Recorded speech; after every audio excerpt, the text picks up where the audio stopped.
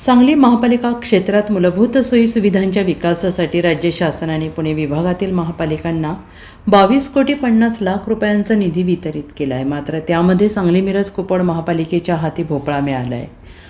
मूलभूत सोयीसुविधांच्या विकासासाठी शासनाने 2025-26 या आर्थिक वर्षात 90 कोटी रुपयांची तरतूद केली।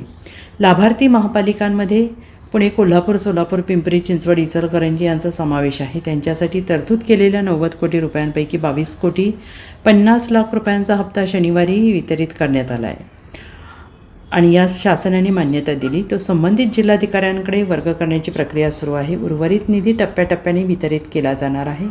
हा निधी अन्य कामांसाठी करण्यात येऊ नये असे आदेशही जिल्हाधिकाऱ्यांना देण्यात आले आहेत।